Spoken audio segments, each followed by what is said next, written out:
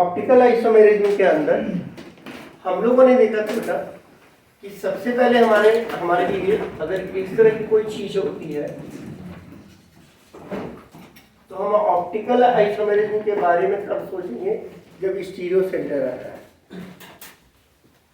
अब क्या इसको इधर से इधर शिफ्ट कर देंगे, इधर से इधर शिफ्ट कर देंगे तो क्या वो डिफरेंट कंपाउंड हो जाएगा? द आंसर इज नो, है ना बेटा। अब देखिए साइंस के साथ सबसे बड़ा प्रॉब्लम क्या है कि आप बहुत मैकेनिकल नहीं हो सकते हैं। टेट्राहेड्रल स्ट्रक्चर को किसी ने आपको क्या कर दिया, 2D में बनाकर दे दिया, these are the groups which are coming out and these are the groups which are going into the plane। अगर आप बहुत मैकेनिकल हो जाएंगे इंजीनियरिंग के साथ तो आपको सबसे पहली दिक्कत क्या होगी कि in real life you will not be able to give solution, too theoretical, too bookish, right. अब समझिए कि इसको यहां से यहां इंटरचेंज कर दिया, यहां से यहां इंटरचेंज कर दिया तो कोई अंतर नहीं पड़ेगा, रिलेटिव ओरिएंटेशन चेंज कर सकता है। इसके लिए एक कॉन्फ़िगरेशन दिया गया, आरएस कॉन्फ़िगरेशन। कि ये आरएस कॉन्फ़िगरेशन क्या है, जो कि रिलेटिव कॉन्फ़िगरेशन को डिसाइड करेगा और जिससे हम ऑप्टिकल आइसोमेरिज्म को समझ पाएंगे। तो आरएस कॉन्फ़िगरेशंस के बहुत सारे रूल होते हैं। चूंकि आरएस कॉन्फ़िगरेशन अपने सिलेबस के अंदर नहीं है लेकिन कभी कभी इस तरीके क्वेश्चन में काम कर देता है। अब क्या कीजिए, सबसे पहले गिव प्रायोरिटी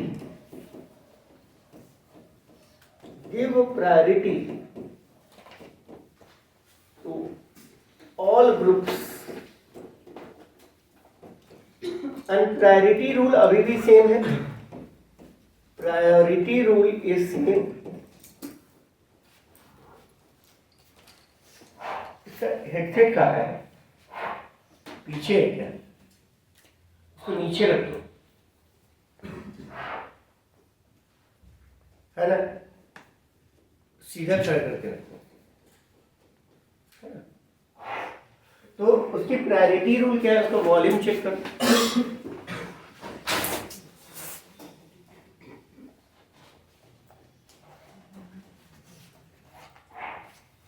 तो उसकी प्रायोरिटी रूल क्या है बेटा कि C directly attached atom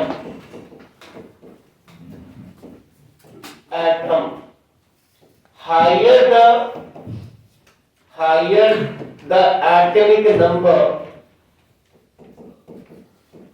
higher will be the priority,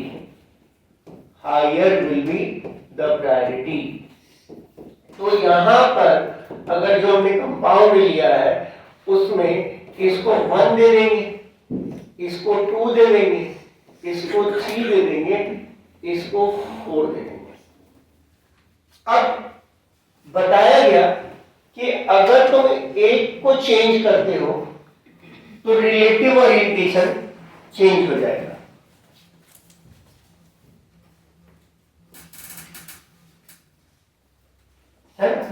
If you interchange a group even number of times, relative configuration will not change. Logically सोचो कि अभी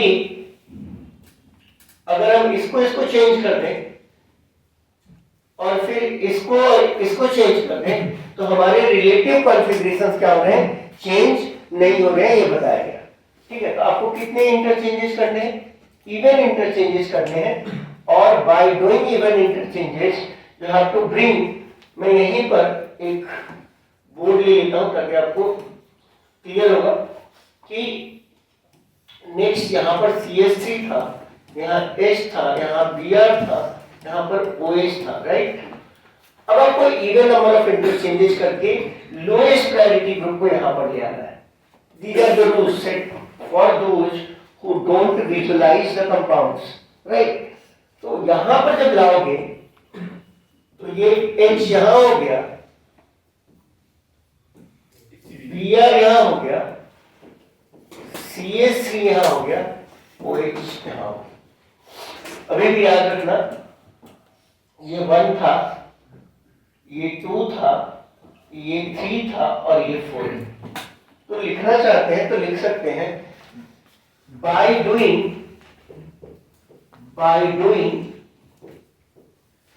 even number of interchanges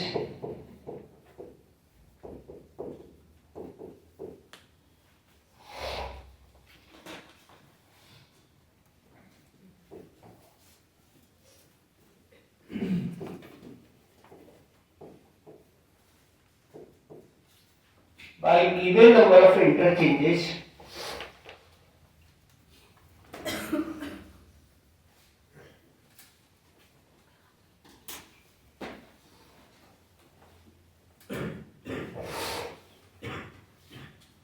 bring lowest priority group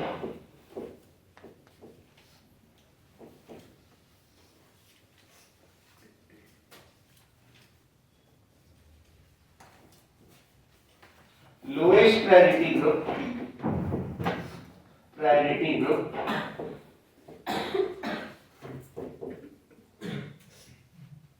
to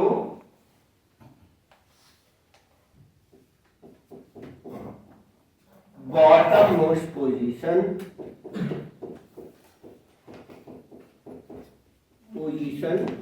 in Fisher, मतलब सबसे नीचे ले आने का।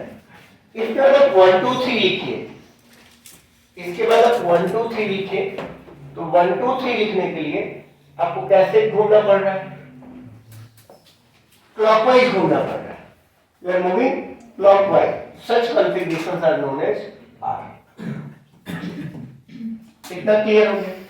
सच configurations are known as R. अब why this is important, we will try to understand that. क्यों इंपॉर्टेंट है इसको हम लोग समझने का प्रयास करेंगे। तो सपोज करो कि हम लोगों ने ये वाला कंपाउंड लिया CH3 H BrOH, इसका मिरर इमेज ले लो। CH3 Br H और OH, ठीक। अब इसको लिखेंगे R और S टाइप कीजिए, तो लिखने की कोशिश कीजिए। तो बेटा R और S लिखने की कोशिश कीजिए। H को यहां लाए, OH वहां ले गए, OH को वहां ले गए, CH3 को यहां लाए, हमने लिखा ऐसा, ये आ जाएगा शायद R।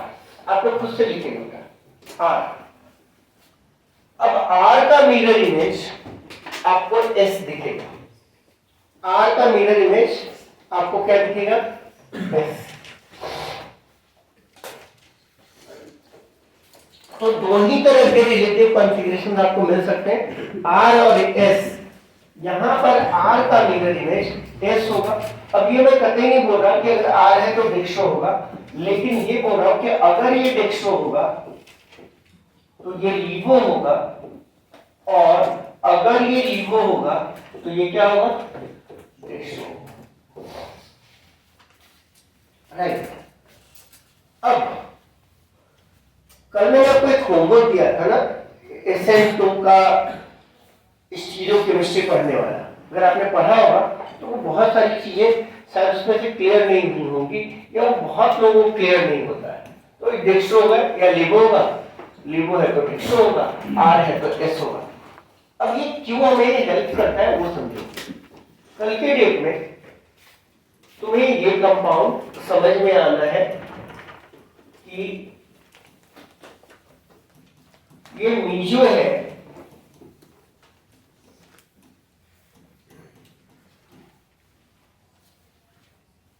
और ये ऑप्टिकली एक्टिव है। इसमें हमें अंतर नहीं समझना है। तो एक अंतर तो मैंने बोला कि इस पे दो स्टीरियो सेंटर है, इसका मिरर इमेज बनाकर अगर प्लेन ऑफ सिमेट्री है, प्लेन ऑफ सिमेट्री है, तो तुम उसको क्या करोगे? सुपर इम्पोज करवा लोगे तो तुम्हारा काम हो जाएगा। प्लेन ऑफ सिमेट्री है वो सुपर इम्पोज हो जाएगा। लेकिन यहाँ पर देखो इसका इलेक्ट्रॉनिक कॉन्फ़िगरेशन लिखते हैं, sorry electronic configuration RS configuration लिखते हैं, तो क्या होगा, ये एक स्टीरियो सेंटर है। अब इसकी प्रायोरिटी 1 हो गई, इस पूरे ग्रुप की 2 हो जाएगी, इसकी 3 हो जाएगी और इसकी 4। अब अगर इवन नंबर ऑफ इंटरचेंजेस करोगे तो ये पूरा ग्रुप, ध्यान से सुनना बेटा, ये पूरा ग्रुप यहां जाएगा और 4 नीचे आ गया। लेकिन ये हमने कितने इंटरचेंजेस किए, और अब और इंटरचेंज किया, करना क्या चाहिए था, इवन। अब थोड़ी देर के हम लोग लॉजिकली सोचें, अच्छा 1 2 3 अब लिख देंगे तो ये आ जाएगा। चूंकि हमें करना क्या था, इवन इंटरचेंज करना था, हमने और इंटरचेंज किया है, तो मेरा आंसर गलत आ रहा होगा। So I will make this RHS। ये क्लियर है। अब इस लोएस्ट वाले पर इसको यहां इंटरचेंज किया, इसको यहां ले आए। अब 1 2 3 लिखेंगे तो S आ रहा है, सेम गलती हमने की, तो ये क्या आ गया, R।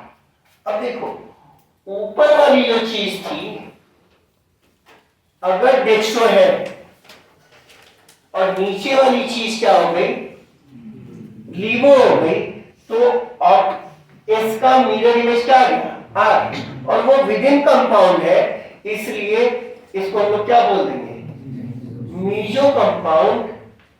क्योंकि हम एक्सपेक्ट कर रहे हैं कि जो इनएंशियोमर्स होगा, अगर आइडेंटिकल सेंटर है तो या तो RR होना चाहिए था या SS होना चाहिए था। चेक करते हैं यहां पर कि इज माय एक्सपेक्टेशन राइट, क्योंकि अगर दो सेंटर है और दोनों इक्वल सेंटर है, उनका स्ट्रेंथ सेम होगा।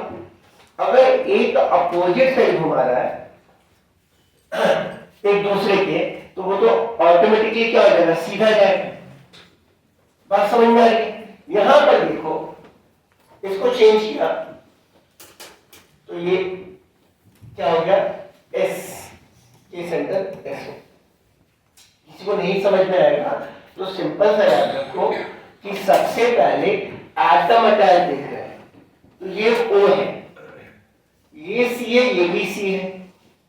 अब उससे नेक्स्ट आइटम पर जा रहे हैं, तीनों H है, यहाँ पर बहुत बड़े बड़े एटम है, इसलिए इस बड़े ग्रुप को हम लोगों ने प्रायोरिटी 2 दी, राइट।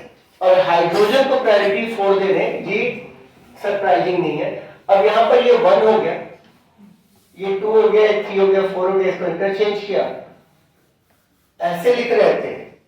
कितने इंटरचेंजेस किए थे, 1, इसलिए जो आ रहा था उसका उल्टा लिख दिया। सेम गोज हियर, इसको यहां ले गए, इसको यहां ले गए, इन दोनों को स्वैप किया, लिखा 1 2 3, आ रहा है तो क्या आ गया, S। तो अगर आइडेंटिकल सेंटर है और आपको बताना है कि ये कंपाउंड आइडेंटिकल है, एक दूसरे का इनएंशियोमर्स है या डाइस्टेरोमर्स है, ये रिलेशन याद रखें ना। अगर RR है और दूसरा SS है तो इन दोनों का रिलेशन क्या हो जाएगा, इनएंशियोमर्स। हम लोग यहां पर वापस आएंगे बेटा, बहुत अच्छे अच्छे क्वेश्चन जेईई ने इस पे दे रखे हैं। RR है और दूसरा SS है, तो ये क्या हो गया, इनएंशियोमर्स है। कहीं आपको RS या SR दिख जाए तो सबसे पहले ये दोनों आइडेंटिकल हो गए और इसको बोलेंगे मीजो। और कहीं आपको अगर RR का रिलेशन RS के साथ पूछ रहा है या SR के साथ पूछ रहा है तो वे डाइस्टेरोमर्स। इसमें ध्यान देने वाली बात यह है बेटा कि सबसे पहले ये एक दूसरे का क्या होना चाहिए, स्ट्रक्चरल आइसोमर्स होना चाहिए। ऐसा नहीं कि यहां पर OH की जगह Cl है तब भी ऐसा आएगा। अब बोलो कि एक दूसरे का मिरर इमेज हो गया या कुछ हो गया, वो डिफरेंट कंपाउंड हो गए, वो पहले आइसोमर ही नहीं, तो कंपाउंड पहले आइसोमर होगा, राइट। स्ट्रक्चरल आइसोमर्स होगा तभी वो स्टीरियो आइसोमर्स हो सकता है। बात समझ में आ रही है? तो ब्लाइंडली नहीं रखेंगे कि आरआर का मिरर इमेज एसएस, अगर आरआर और एसएस दिख गया तो वो एक दूसरे का आइसोमर्स है। First they have to be क्या? First they have to be structural isomers. उनको स्ट्रक्चरल आइसोमर्स होना पड़ेगा, है कि नहीं? अगर वो स्ट्रक्चरल आइसोमर्स नहीं है तो कहानी ऐसे ही खत्म हो गई, वो स्टीरियो आइसोमर्स होंगे ही नहीं। जैसे किसी का मॉलिक्यूलर फॉर्मूला अलग है तो ये तो आउट ऑफ क्वेश्चन हो गया ना बेटा। It becomes out of question to consider their isomerism, because isomerism का जो बेसिक डेफिनेशन होता है वो यही होता है बेटा, compound having same molecular formula. Stereo isomer का बेसिक डेफिनेशन होता है बेटा, कंपाउंड हैविंग क्या? Compound having same structural formula, different orientation in space. ये चीज क्लियर होगी क्या? तो आपको कैसे भी लिखकर कोई दे दे, दो तरीके, मान लो किसी ने लिखा कि इसमें रिलेशन बताओ, HBr CH3 HBr, इसको बोला A और इसको बोल दिया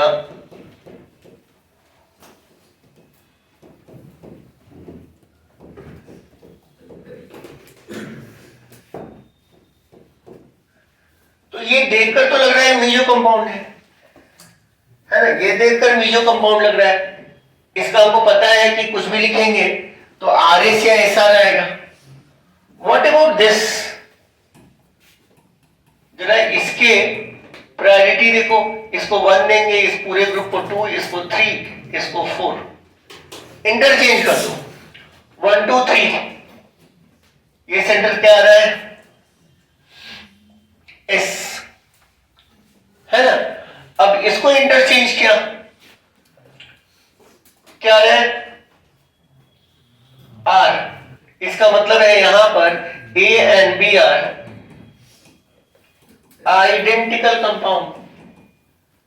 मैंने इसको लिखने की कोशिश ही नहीं की क्योंकि मुझे यहां पर directly internal plane of symmetry दिख रहा था और ये कंपाउंड मीजो है। और जैसे ही इसका S और R आया, as soon as I in A, the two center I got as SR और RS, irrespective of that, हम लोग क्या बोल देंगे कि AB क्या है? आइडेंटिकल कंपाउंड है। अब ऑप्शंस कैसे रहते हैं? ऑप्शंस ऐसे रहते हैं कि A एंड B इनैंसोमर्स है, A एंड B डाइस्टीरियोमर्स है। डाइस्टीरियोमर्स को कहीं कहीं नॉन मिरर इमेज भी लिखा रहता है। A and B different compound है and C, A and B are identical. तो इन दिस केस आप आराम से मान सकते हो कि A and B are identical. तो मैं समराइज करता हूं, let's not get into the much detail, but at least if you have given us facial projection, you can write RS configuration of the given set of two compounds and you will be able to decide whether the compound is identical and when you will be able to do so if the centers are stereo center or chiral carbon center, है ना? तो ऐसा नहीं सोचना कि अगर हम 2 CH3 ले लिए, भाई 2 CH3 जैसे लोगे ना, तुमको एक प्लेन ऐसा जरूर दिख जाएगा जिसके अबाउट वो सिमेट्रिकल हो जाएगा, है ना? तुम कैसे भी काट ही लोगे क्योंकि बाकी जो 3 पॉइंट होगा उससे हमें क्या, एक प्लेन तो मिल ही जाएगा और उस प्लेन के अबाउट वो क्या हो जाएगा? सिमेट्रिकल हो जाएगा, है ना? कहीं पर भी बना लो तो 3 पॉइंट से एक प्लेन निकलता है। अब ये बहुत मेजर डिफरेंस आता है बेटा। ऐसे बच्चे जो बिल्कुल ही फॉर्मूला बेस्ड हो गए हैं, तो उनको ये दिखेगा ही नहीं कि अरे प्लेन ऑफ सिमेट्री तो है, वो प्लेन ऑफ सिमेट्री है, वो आइडेंटिकल कंपाउंड्स। सबसे पहले तो ये लोकेशंस जैसे डाला ना बेटा, अगर यहां पर एक प्लेन काट लिया 3 पॉइंट से, तो तुम्हें क्या दिख रहा है कि ये दोनों चीजें इस प्लेन के बाद क्या हो गया। और कोऑर्डिनेशन कंपाउंड में इसीलिए मैंने बताया था कि अब एक जैसे कोई चीज प्लेनर है तो हम आंख बंद करके बोल दे रहे हैं कि ये क्या है, ये क्या है, ऑप्टिकली इनएक्टिव है। क्यों? हम उसी प्लेन पर एक लाइन काट दिए तो ऊपर हवा नीचे हवा, इसलिए क्या आ गई, सिमेट्री आ गई उस प्लेन के अबाउट। बात समझ में आ रही है? तो जैसे प्लेनर हुआ, हम लोग एलियंस जाना पड़ रहा है, और एलियंस में क्या बोल रहे हैं कि देखो एक प्लेन और दूसरा प्लेन एक दूसरे की क्या है, परपेंडिकुलर है, इसलिए वहां पर तुमको इंटरनल प्लेन ऑफ सिमेट्री नहीं मिल रही। हम ट्रिपल बॉन्ड में इसकी चर्चा ही नहीं कर रहे, हम वैसे रिंग की चर्चा कर रहे हैं जिसमें 2 फिनाइल ग्रुप में क्या हो रहा है, हैवी ग्रुप लगने के कारण एक दूसरे के वो क्या आ जा रहा है, परपेंडिकुलर आ जा रहा है ना। या एक प्लेन एक प्लेन यहां हॉरिजॉन्टल प्लेन में है तो एक दूसरा प्लेन वर्टिकल प्लेन में हो गया, ऐसा कुछ हो गया। बात समझ में आ रही है क्या? तो you will start looking at things from that point of view, then आपको प्रॉब्लम कम होगी कि we are looking at a 3 dimensional object in 2 dimension and somebody has given you that view. Okay, so next आता है बेटा stereochemistry of SN1 and SN2. Stereochemistry of SN1 and SN2. Stereochemistry of SN1 and SN2 क्या होगा? सबसे पहले SN1 को revise करते हैं कि क्या हुआ था। Rx का X माइनस लीव किया और R प्लस बना, and R plus is a carbocation.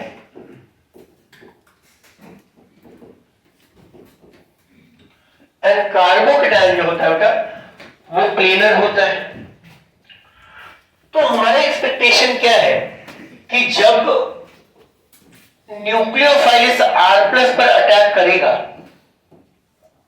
तो क्या होना चाहिए था, RNU बनना चाहिए था, और प्रोबेबिलिटी वाइज एक प्लेन के ऊपर से अटैक करेगा तो दूसरा प्लेन के नीचे से, क्योंकि प्लेन में अगर किसी का घर बिल्कुल शहर के बीच में है और उसके 2 दरवाजे 2 एंट्रेंस है, तो क्या करेगा, अगर इक्वल डिस्टेंस पर है तो क्या करेगा, 50-50 चांस रहेगा कि लोग 2 एंट्रेंस में बराबर बराबर से आएंगे।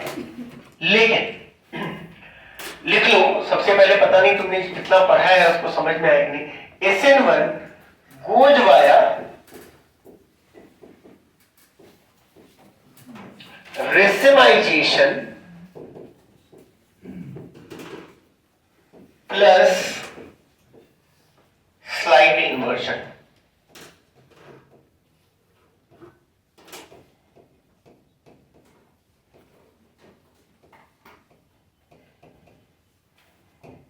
राइट, मतलब कि SN1 में 100% रेसिमाइजेशन नहीं होता है, स्लाइट इन्वर्जन होता है। ऐसा क्यों होता है इसको समझने का प्रयास करते हैं।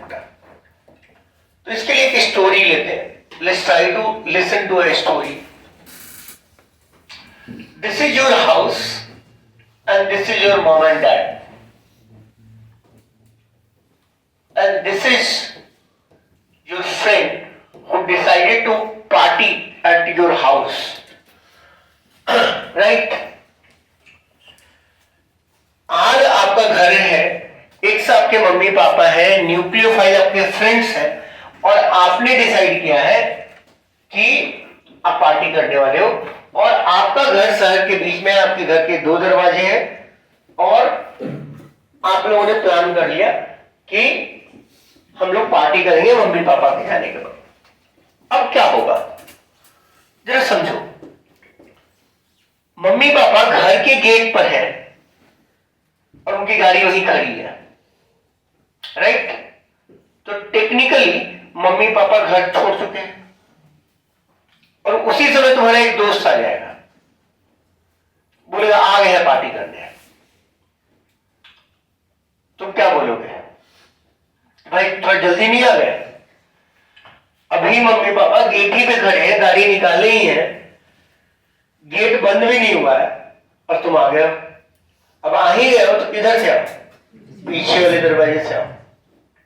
And that is the time, मतलब जब तक मम्मी पापा उस प्रॉपर फ्रंट डोर के वाले रास्ते पर हैं, इनफैक्ट 1-2 किलोमीटर तक भी आदमी सशंकित रहेगा कि कहीं लौट के आ गए, कुछ छूट गया तो लौट के आ जाएंगे, राइट? तब तक क्या हो रहा है? बैक अटैक हो रहा है, राइट? और पता चल गया, हम लोग कंफर्म कर लिए कि टोल क्रॉस कर गए रामगढ़ वाला। अब टोल अगर क्रॉस कर चुके हैं तो अब थोड़ी टोल के बाद वापस घूम के आएंगे, बहुत कम चांस है। And that is the time we are so free that attack will be taking place from front as well as back. और वहां पर हमारे 50% दोस्त फ्रंट डोर से आ सकते हैं, 50% फ्रंट बैक डोर से आ सकते हैं, if there is equal livelihood of friends coming from both side. ये बात समझ में आ गई?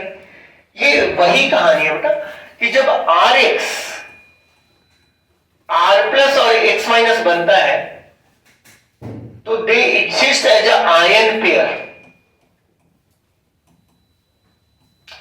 है ना? क्योंकि ऐसे भी सोचो कि R प्लस और X minus, R plus positive है, X माइनस निगेटिव है, तो कोई प्लस वाला केटायन निगेटिव को क्या करेगा?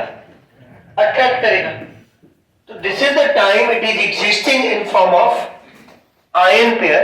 और जब ये आयन पेयर के रूप में एग्जिस्ट कर रहा होगा तो ये जहां पर खड़ा होगा, ये जिस साइड पे खड़ा होगा वहां पर फ्रंटल अटैक को, ये न्यूक्लियोफाइल भी निगेटिव है ना, तो उस साइड से ये फ्रंटल अटैक को क्या कर रहा होगा?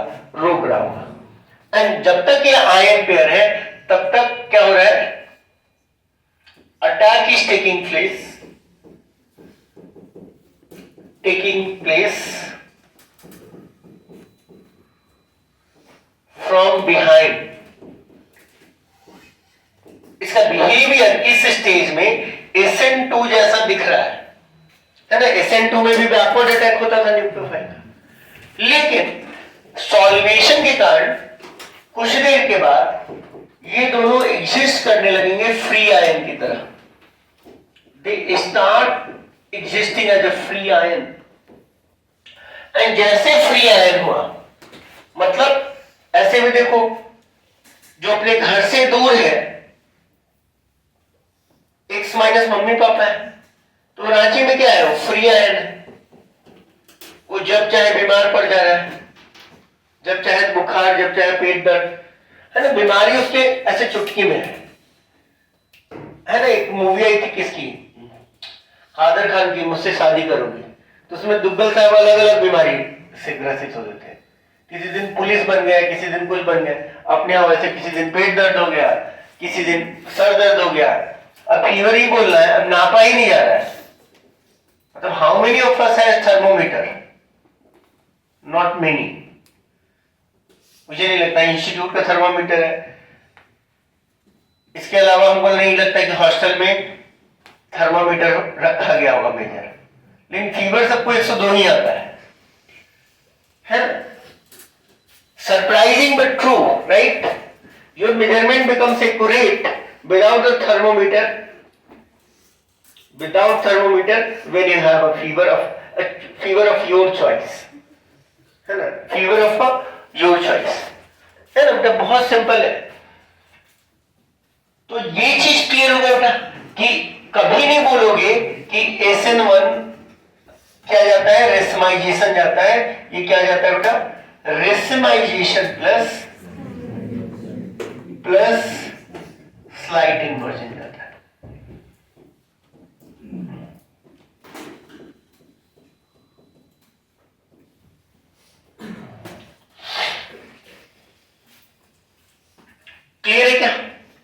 रेसमाइजेशन प्लस स्लाइट इन्वर्जन जाता है।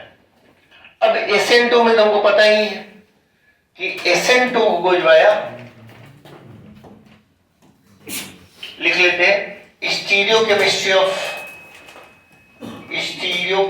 Of SN2, it goes via 100% Walden inversion। यहां पर इंपॉर्टेंट रिमार्क ये रखेंगे बेटा, Walden inversion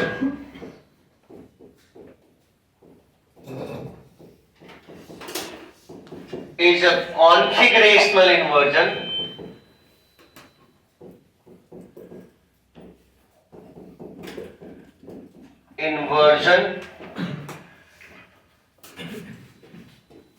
which may or may not cause optical inversion। मतलब बेटा मैं ये बोल रहा हूं कि ऐसे भी SN2 के रिएक्शन होंगे जिससे स्टीरियो सेंटर डिस्ट्रॉय हो जाए। बैकवर्ड अटैक हो रहा है, वो कॉन्फिगरेशनल इन्वर्जन दे रहा है, लेकिन जरूरी नहीं है कि डेक्स्ट्रो वाला लीवो ही बना रहा हो, है ना। सिर्फ क्या हो रहा है, एक ग्रुप यहां लगा हुआ था, ठीक उसके अपोजिट साइड से दूसरा ग्रुप अटैच हो गया। तो मैं ये पॉइंट्स आपको इतनी क्लैरिटी से इसलिए लिखवा दे रहा हूं बेटा, क्योंकि पढ़ते पढ़ते ना बहुत बार लोगों को कंफ्यूजन होता है, क्योंकि आप उतने ध्यान से नहीं पढ़ रहे हो। जस्ट इमेजिन फॉर इंस्टेंस कि कोई एक ऐसा कंपाउंड था CHOH Cl और आपने इसको एक्वस KOH करवा दिया, एक बॉन्ड और बना देगा, एक्वस KOH बना दिया। नहीं तो ये तो हट जाएगा ना, मान लो D रख देते हैं, ठीक है, और एक्वस KOH करवा दिया।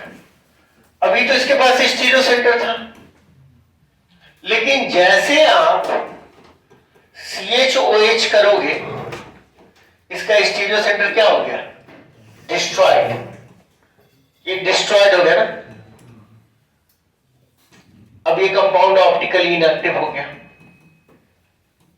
तो आप ये असर्टेन नहीं कर सकते हो कि क्या होगा, आप ये सर्टेन कर ही नहीं सकते हो कि क्या होगा, लेकिन आप ये मान सकते हो बेटा कि एक अम्ब्रेला था, उसका हैंडल खुल गया और ऊपर से एक ग्रुप आ गया जो कि न्यूक्लियोफाइल है, और छाता का उल्टा हो जाना ही हमारा वॉल्डेन इन्वर्जन है ना। तो बहुत जगह आपको इस तरह की चीजें दिखेंगी। अब क्या क्या SN1 और SN2 को फेवर करता है, उसके बाद हम लोग की चीजें बहुत आसान हो जाएंगी बेटा। हम लोग रिएक्शंस करेंगे और आराम से रिएक्शंस करते चले जाएंगे, हाइड्रोकार्बन कर लेंगे, एल्कीन्स कर लेंगे, एल्काइंस कर लेंगे, और कुछ टिपिकल रिएक्शंस जो एनसीईआरटी के अंदर दिए गए उसके नोट्स पिछले साल भी हमने दिए थे, कि अगर आप एनसीईआरटी बिल्कुल ही नहीं पढ़ रहे हो कोई बात नहीं, हम लोग आपके लिए पढ़ ले रहे हैं, आप उसको कम से कम देख लो, आपको फायदा करेगा। डायरेक्ट क्वेश्चंस आते हैं, हटा इसको। तो यहां पर बेटा SN1 वर्सेस SN2,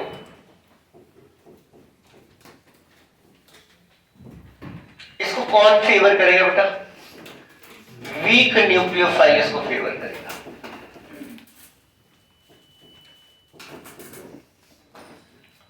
SN2 को कौन फेवर करेगा, स्ट्रॉन्ग न्यूक्लियोफाइल।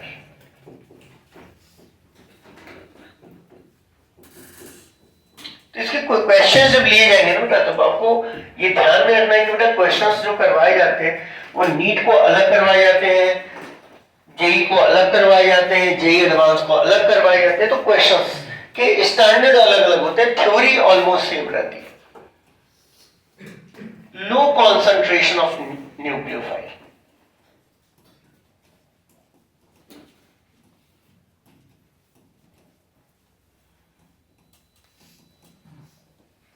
है ना। और यहां पर क्या होगा, high concentration of nucleophile.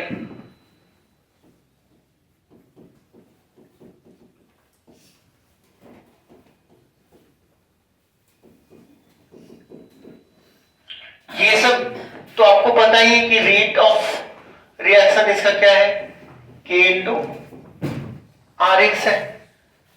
हम लिख देते हैं रेट ऑफ रिएक्शन। यहां पर रेट ऑफ रिएक्शन क्या होता है, तो आप खुद से समझ सकते हो बेटा कि ये कोई सरप्राइजिंग तो नहीं है। न्यूक्लियोफाइल का कॉन्सेंट्रेशन यहां आ रहा है, तो अगर न्यूक्लियोफाइल के कॉन्सेंट्रेशन को बढ़ाओगे तो ऑफ कोर्स SN2 का रेट बढ़ जाएगा, SN1 पर कोई अंतर नहीं पड़ेगा। इनफैक्ट SN1 को कॉन्सेंट्रेशन परेशान करेगा, क्योंकि SN1 पहले अपने X माइनस को तोड़ना चाहेगा। अगर कोई उस पर पहले अटैक करने लगेगा तो वो SN1 का रास्ता ही नहीं पकड़ेगा। And this is the precise reason, if you want something to go via SN1, you don't take RX and aqueous KOH, है ना, you will take RX plus H2O, है ना। H2O is a weak nucleophile, OH minus एक strong nucleophile है। तो ये सारी चीजें देखो, बहुत बार क्या होता है ना कि आप लोग सब कुछ ऑर्डर वगैरह याद करने की कोशिश करते हो, करो नहीं, क्वेश्चंस करते करते नीट के क्वेश्चंस करो, मेंस के क्वेश्चंस करो। और मैं हमेशा बोलता हूँ कि मेंस वालों को भी कि आप नीट के क्वेश्चंस देख लो, कम से कम प्रीवियस 6 साल में क्या आए हैं। कोई एक अच्छा क्वेश्चन तो आया होगा, 2 अच्छा क्वेश्चन आया होगा, वो आपको फायदा कर जाएगा, right. Favoured by polar protic solvent, favoured by polar aprotic solvent. तो मैं सीधे सीधे आपको बता दिया बेटा, कहीं देखो DMF, कहीं देखो DMSO, कहीं देखो ड्राई एसीटोन। अब ये क्या है, ये सॉल्वेंट्स है। तो रोल ऑफ सॉल्वेंट एक इंडिपेंडेंट चैप्टर है बेटा, जो कि हम लोग ऑर्गेनिक केमिस्ट्री के अंदर थोड़ा कर सकते हैं अगर आपको डीप जाना है तो। सबके लिए जरूरी नहीं है। ये क्या होता है बेटा, रेसिमाइजेशन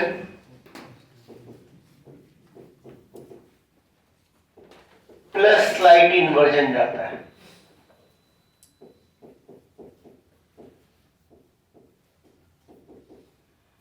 अच्छे क्वेश्चंस अगर एनसीईआरटी के अंदर से पढ़ना चाहेगा बेटा, तो there will be things which you will be able to understand कि ये सारी चीजें किसी ना किसी रूप में एनसीईआरटी के अंदर लिखी होगी। आप उसको इन्फर कर पाओगे, नहीं कर पाओगे, वर्ल्ड इन 100% कॉन्फिगरेशनल इन्वर्जन होता है।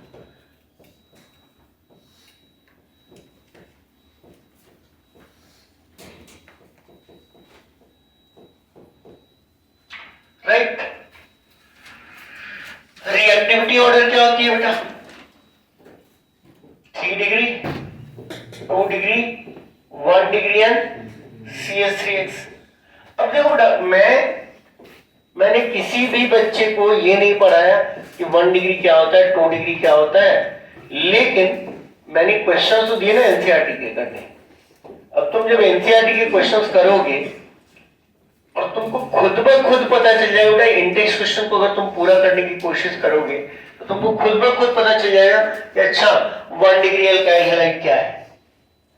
बोल भले दिया कि हैलोजन जिससे अटैच है ना, जिस कार्बन से, वो इंटर्न 1 या 0 कार्बन से अटैच है, तो उसको 1 डिग्री बोलेंगे। लेकिन ये बेटा आपको फील ही नहीं आएगा अगर आप काम कर ही नहीं रहे। If you are not working in a right direction, feel आएगा ही नहीं। कैसे आएगा फील, आएगा क्या? You are not going to get feel out of it. Clear है क्या?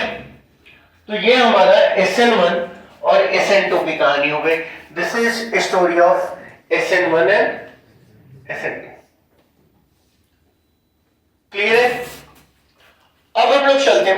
हमारा काम थोड़ा रिलेटिवली इजी हो गया। तो यहां पर हम लोग चलेंगे preparation of alkanes.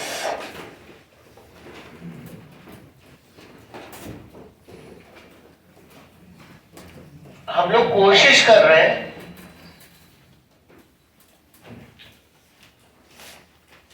we are trying hard to finish the entire thing within a stipulated time, right? तो यहां पर प्रिपरेशन ऑफ एल्कीन एक तो ऑलरेडी देख चुके हो बेटा, है ना, और इसके आपको आराम से लिस्ट और रिएक्शंस दिए जा सकते हैं बेटा। और देखो बहुत सारे प्रिपरेशन ऑफ एल्केन्स होंगे ना जो हम लोग एल्डिहाइड और कीटोन में सीखेंगे। तो मैं ये कोशिश करता हूं कि आपका कोई भी एक रिएक्शन एक बार या दो बार ही आए, right. Sometimes in discussion which is more important will come twice और थ्राइस। तो पहला था RMGX का हाइड्रोलिसिस, है ना। अब इसमें लिखवाया क्या गया बेटा, इसमें लिखवाया गया anything having active hydrogen will produce corresponding alkene. अब ये हमको टूल से ही पता चल जाएगा बेटा कि RMGX must not be prepared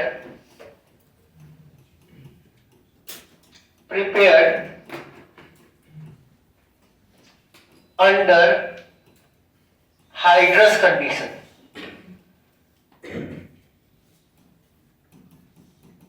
हम लोग बोल देंगे कि एल्केन जो होता है उसको हम लोग इन हाइड्रस कंडीशन में ही क्यों प्रिपेयर करेंगे। अब मैं इस रिएक्शन को अगर 10 बार लिखूं 20 बार लिखूं कोई फर्क पड़ता है क्या। अब एनसीईआरटी देखो ये सारी चीजें पढ़ाता क्लास 11th में, देता क्लास 12th में भी है एल्केन का प्रिपरेशन। इन टेक्स्ट क्वेश्चन जाकर देखना, RH plus MgOH X। Imagine करो कि this H2O becomes D2O, what it will become? RT। This will become RT, this will become RD, क्योंकि इसको कैसे विजुलाइज करेंगे, D plus and OD minus. अब इसमें देखो अच्छे क्वेश्चंस कैसे बनते हैं, ऐसे बोलते हैं which of the following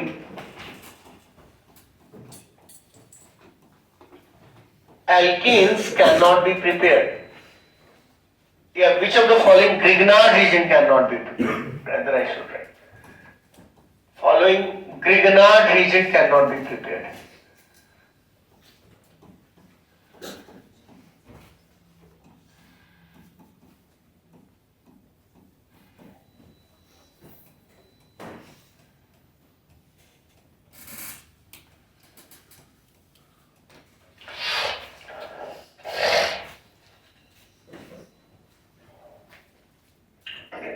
कौन सा ग्रिग्नार्ड रीजेंट इसमें से प्रिपेयर नहीं किया जा सकता।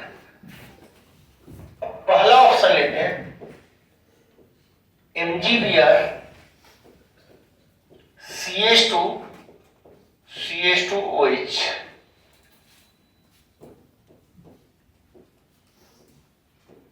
MgBr CH2 CN। तीसरा ऑप्शन लेते हैं MgBr CH2 NH2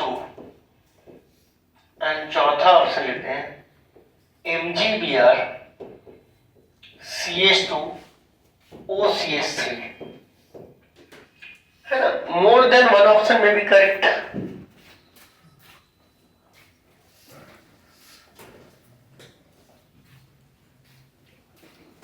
सीधे नहीं आएगा तो ठीक है।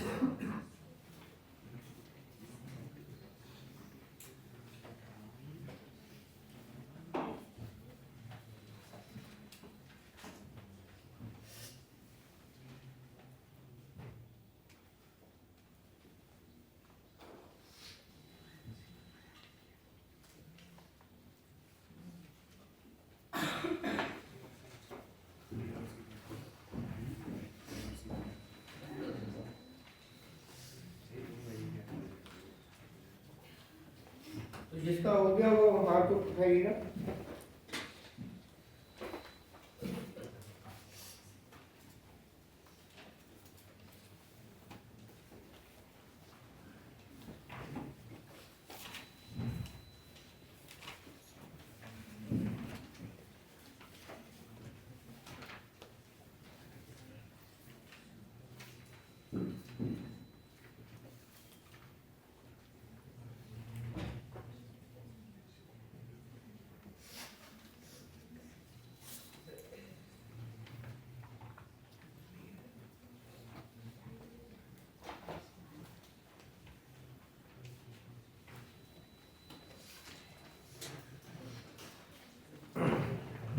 तो यहां पर बेटा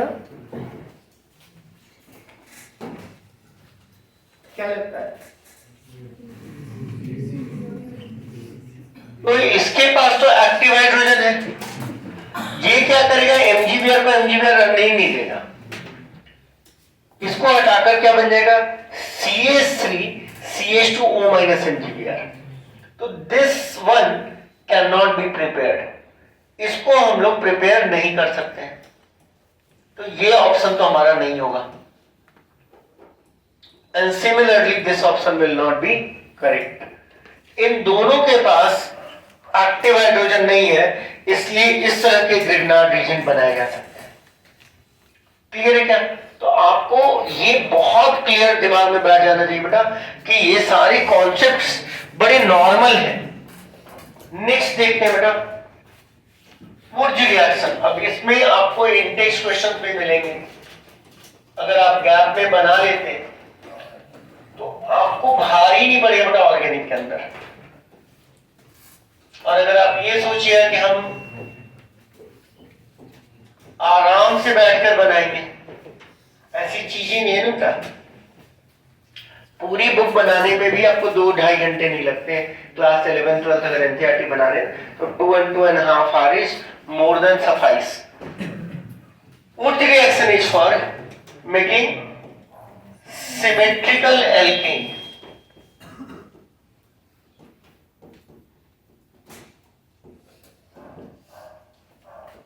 तो अगर आप RX का सोडियम इन ड्राई ईथर के साथ रिएक्शन करेंगे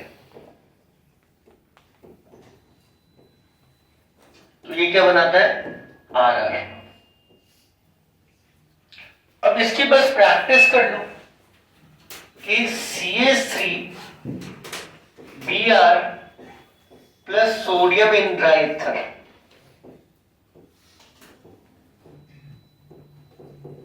अब बहुत बार आप ऐसे समझते हो कि यार ये एक ही CH3Br है। नहीं बेटा, रिएक्शन जो होता है वो मोल टू मोल के बेसिस पे नहीं होता है, मॉलिक्यूल टू मॉलिक्यूल के बेसिस पे होता है। तो आप चाहो तो 2 CH3Br ले लो, है ना। लेकिन अगर आपको ऐसे भी दिया हुआ है तो आपको क्या करना है, Br को सोडियम के साथ भेज देना है, ध्यान दीजिए, और उसके बाद उसकी मिररिंग कर देनी है जो बची हुई चीज है। तो यहां पर तो CH3 बचा है, उसका अगर मिररिंग करेंगे तो क्या आ जाएगा, CH3 CH3। अनसिमेट्रिकल एल्कीन क्यों नहीं बना सकते वो समझते हैं बेटा। अनसिमेट्रिकल एल्कीन, अगर मान लो किसी ने CH3Br plus sodium CH3 CH2Br दिया तो क्या होगा। देखो बेटा, ये जो एक्सपेक्टेड पाथ है, मैं एक्सपेक्टेड पाथ बोल रहा हूं क्योंकि ऊर्ज के साथ ना बहुत प्रॉब्लम है, अलग अलग मैकेनिज्म लोग एक्सेप्ट करते हैं। तो अगर एक्सेप्टेड पाथ है, जो मुझे अप्रोप्रिएट लगता है कि ये फ्री रेडिकल जनरेशन करता है। Free radicals are highly reactive. तो जब ये दोनों फ्री रेडिकल बन जाएंगे तो क्या क्या सिनेरियो है, ऐसा फ्री रेडिकल खुद पे अटैक कर देगा, ये इसके साथ अटैक कर लेगा, ये खुद पे अटैक कर देगा। तो हमें 3 तरह के एल्केन मिल जाएंगे।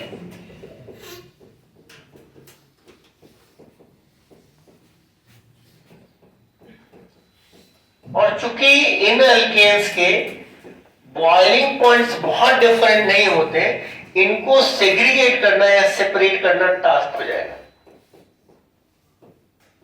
सेपरेट करना डिफिकल्ट होगा। And this is the precise reason you don't want to make unsymmetrical alkane using Wurtz reaction।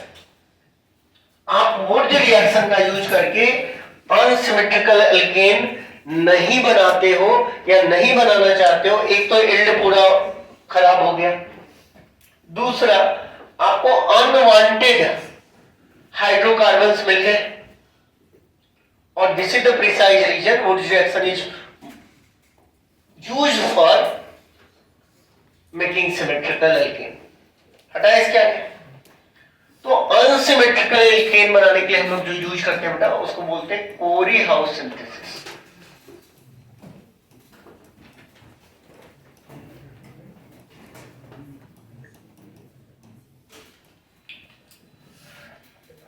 We use Corey House synthesis for making in unsymmetrical alkane. तो इसमें लेते हैं बेटा R2CuLi, नाम देख लो, dialkyl. R is alkyl, मतलब alkane से H हटा दिया तो अल्काइल आ गया, तो डाई अल्काइल कॉपर लिथियम।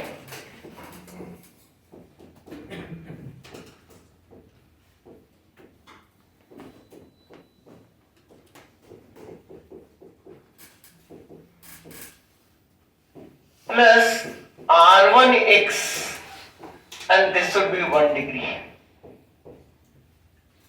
अब बेटा R2CuLi को अब कैसे विजुअलाइज करने वाले हो? R माइनस, इसको विजुअलाइज करने वाले हो R माइनस, एंड R1X का कैरेक्टरिस्टिक होता है nucleophilic substitution, so you start getting R dash R1 and this is how you make unsymmetrical alkenes।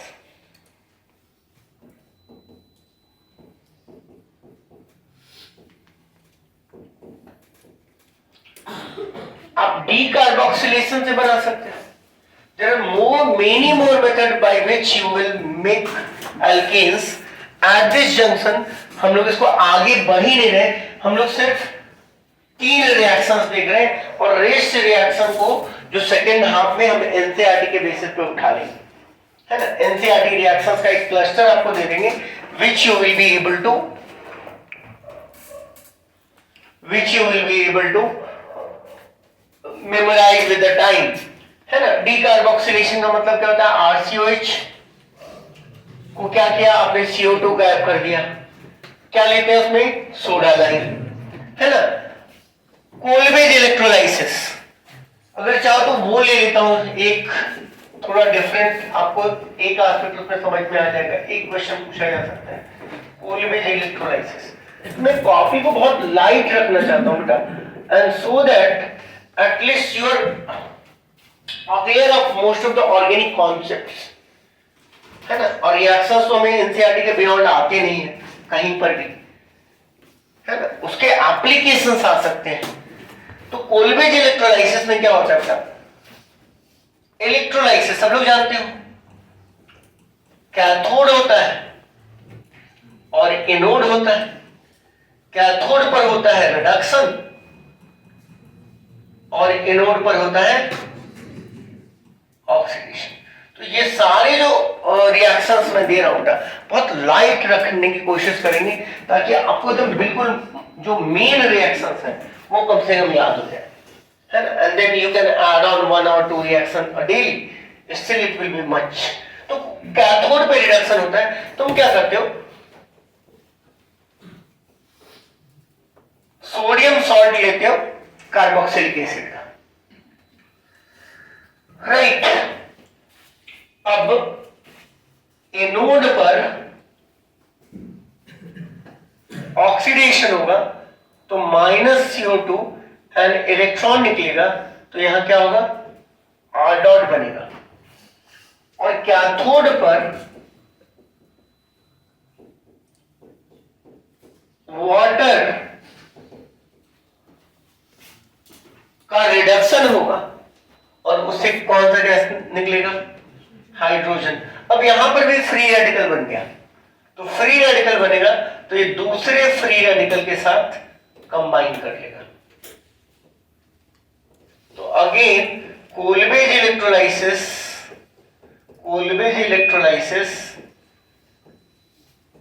से मीथेन नहीं बन सकता है, नहीं, you won't be able to make methane from Kolbe's electrolysis. Odd number carbon atoms alkane नहीं बना सकते हो। तो एक क्वेश्चन मुझे लगता है कि इस तरीके का आ सकता है, तो मैंने यहां पर डाल दिया ऑड नंबर वाले एल्केन्स नहीं बना सकते। Odd number alkanes can not be formed, right. Cross का मतलब है कैन नॉट बी फॉर्म्ड। बार बार मैं बोलता हूं नोट्स को जितना लाइट रखोगे उतना अच्छा रहेगा। ऐसा रहे कोई मांग कर भी ले जाए ना तो उसको समझ में नहीं आए कि क्या लिखा है। तो कोल्बेज इलेक्ट्रोलाइसिस से मीथेन रिएक्शंस के अंदर बहुत कुछ खास नहीं है, कंबसन है, आइसोमेराइजेशंस है, तो ऑल दिस है नो, मतलब थ्योरेटिकल गेन, कॉन्सेप्चुअल गेन नहीं है, इसलिए हम लोग यहां पर आगे बढ़ जाते हैं। Already we have discussed free radical in detail during the reaction mechanism. तो नेक्स्ट चलते हैं बेटा प्रिपरेशन ऑफ एल्कीन्स में। यहां पर हमें टाइम देना पड़ेगा क्योंकि ये बेटा आपके अल्कोहल को, अल्काइल हैलाइड को सबको कवर कर लेगा। तो preparation of alkenes,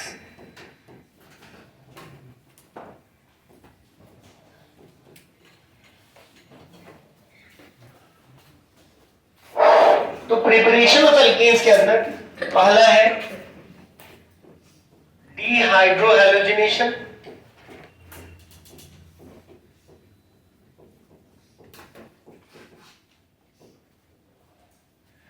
डीहाइड्रोहैलोजिनेशन of alkyl halide.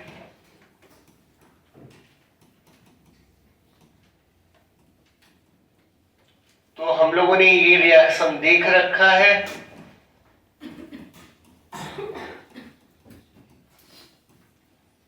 Alcoholic KOH और हमने बोला ABC बनेगा जिसमें A और B एक दूसरे के GI हैं, ज्योमेट्रिकल आइसोमर्स है, राइट। अब इसमें डीहाइड्रोहैलोजिनेशन में एक रूल जो हमको सीखना है उसको लिख लेते हैं, सेटजिव्स रूल, या इसको जेटसेव रूल भी बोलते हैं।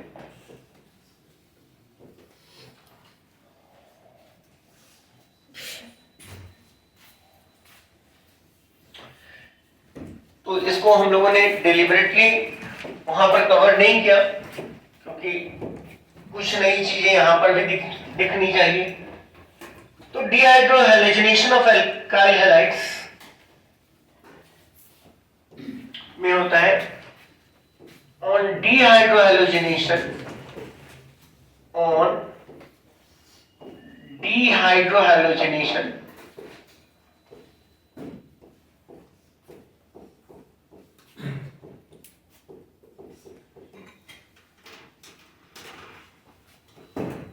of alkyl halide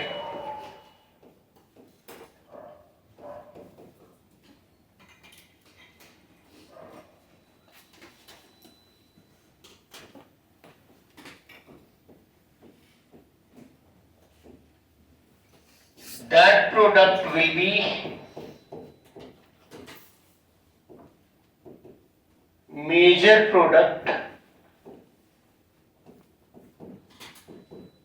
which will be more substituted, या more substituted alkene will be the major product, ऐसे लिख लो। तो on dehydrogenation of alkyl halide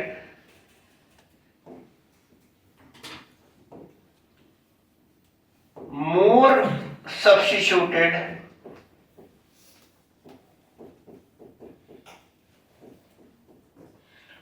more substituted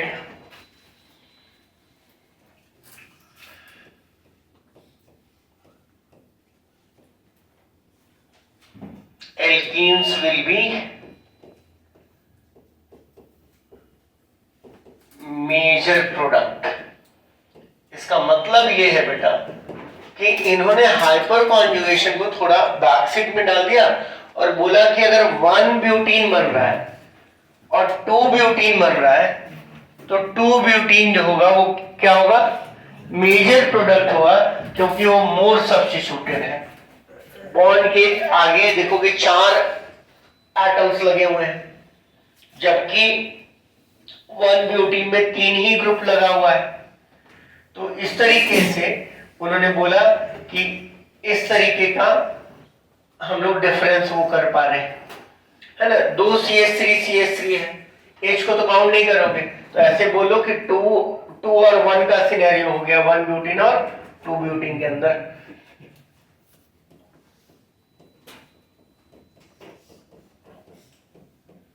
यहां 2 सब्स्टिट्यूशन है और यहां पर देखोगे तो H की जगह एक ही ग्रुप आया है, CH2 CH3। तो more substituted alkene will be the major product. This is the Sedgwick's rule and such products are known as Sedgwick's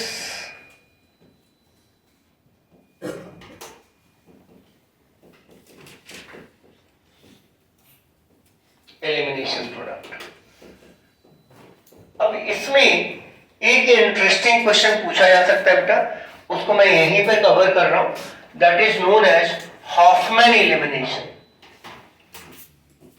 अब इसके बैकग्राउंड में दे देता हूं बेटा कि हॉफमैन एलिमिनेशन के क्वेश्चंस कैसे पूछे जा सकते हैं। तो अगर आप देखिए बेटा कि CH3 CHX CH2 CH3 और आपने अल्कोहलिक KOH लिया, बात को समझिएगा। और बोल रहे हैं कि यहां पर 2 स्ट्रक्चरल आइसोमर्स बन रहे हैं, दैट इज पोजिशनल आइसोमर्स। एक ये बन रहा है और इसका परसेंटेज है X, और दूसरा ये बन रहा है और इसका परसेंटेज है Y है। Arrange in the increasing order of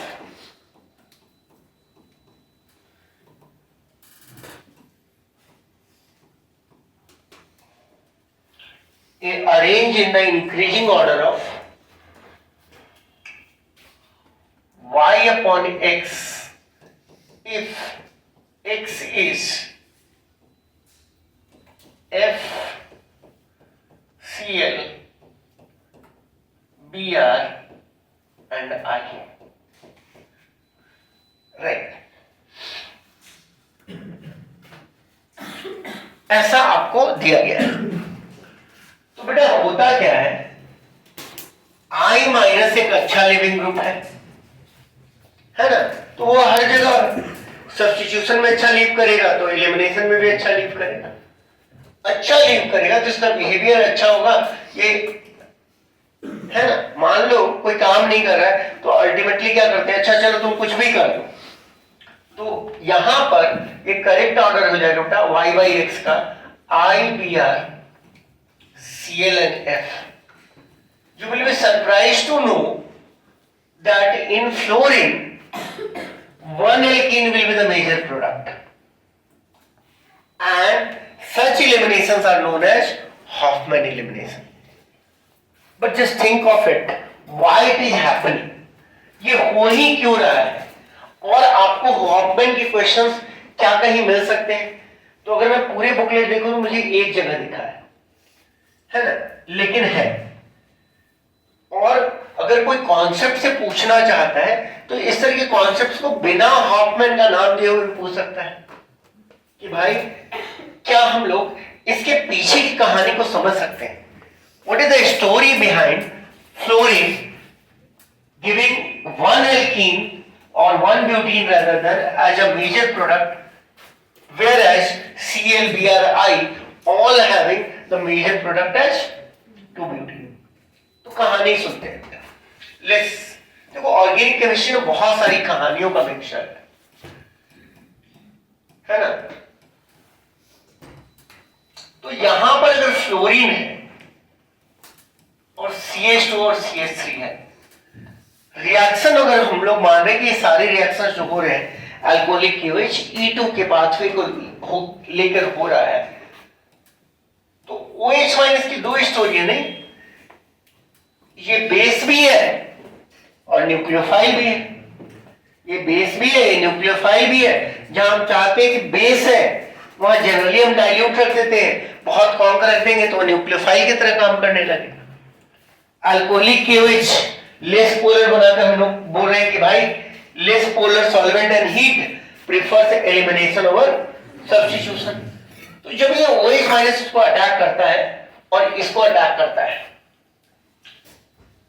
तो पहले बॉन्ड मेकिंग स्टार्ट हो रहा है.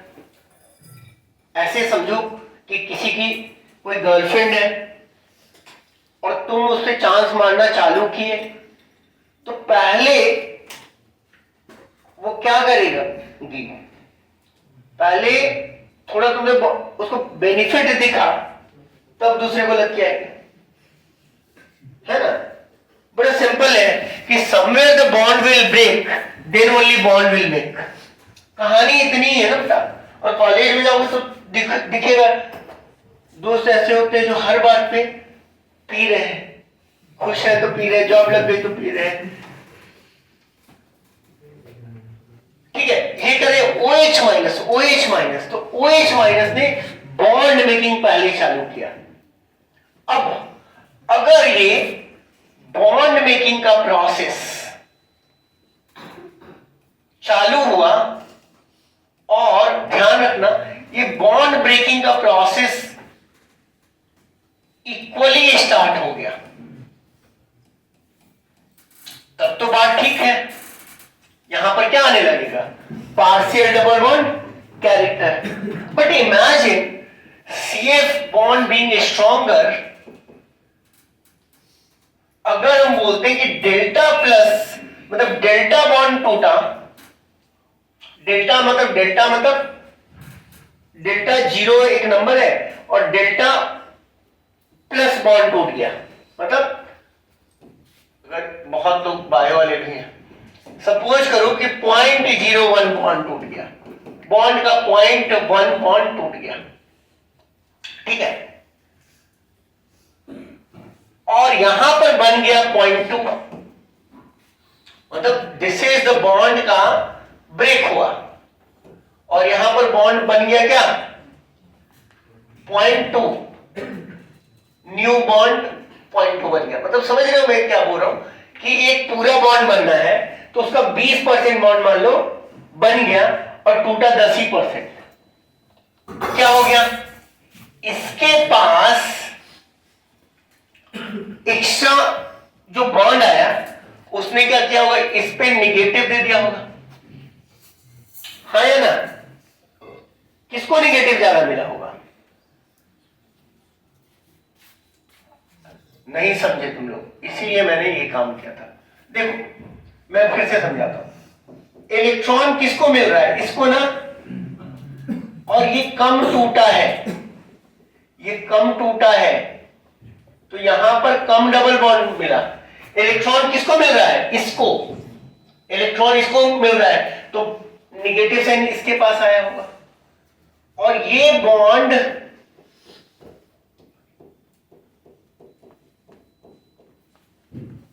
ऐसा हो गया. मैं रिपीट करता हूं, this bond has broken by 10%. इसका मतलब क्या है कि फ्लोरीन ने जो 2 इलेक्ट्रॉन था उसका 10% इलेक्ट्रॉन लेकर भागा, और इसको मिल गया है 20%. तो 10% इलेक्ट्रॉन ना डबल बॉन्ड फॉर्मेशन में यूज हुआ.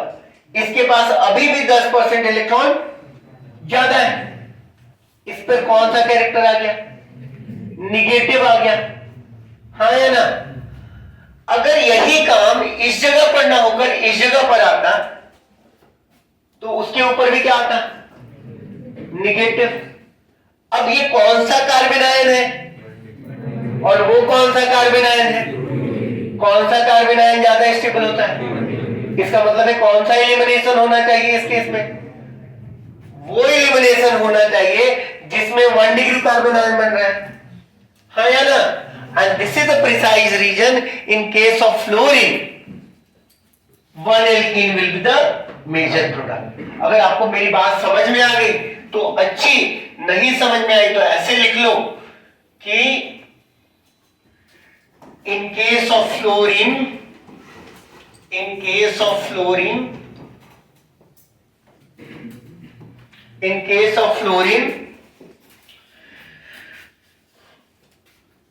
bond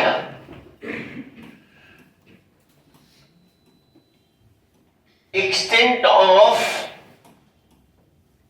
लिख लेते हैं बेटा, extent of bond breaking is less than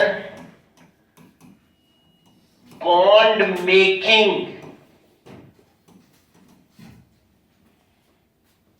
less than bond making, hence there is development of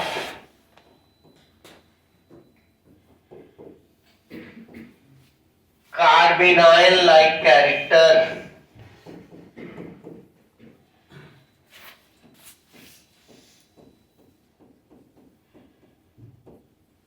hence Hoffman elimination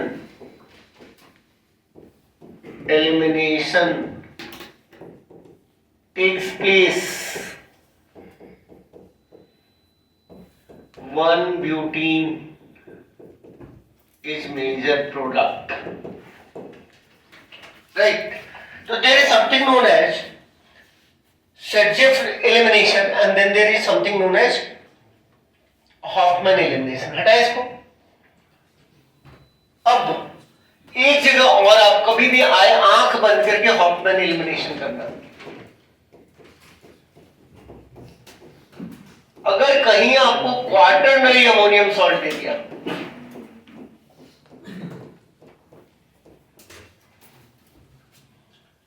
alcoholic KOH दे दे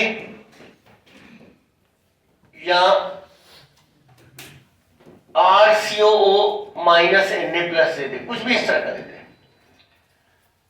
ठीक है, कुछ भी ऐसा दे दे, आपको क्या करना है, 1-ब्यूटीन को मेजर प्रोडक्ट बनाना है, या अटैक वहां पर होगा जहां पर लेस स्टेरिक हिंड्रेंस है, मतलब 2-ब्यूटीन ना बनाकर यहां पर 1-ब्यूटीन बना देना है, मतलब एंटी सेडलेव प्रोडक्ट देना है। तो इसके साथ ऑलवेज गिव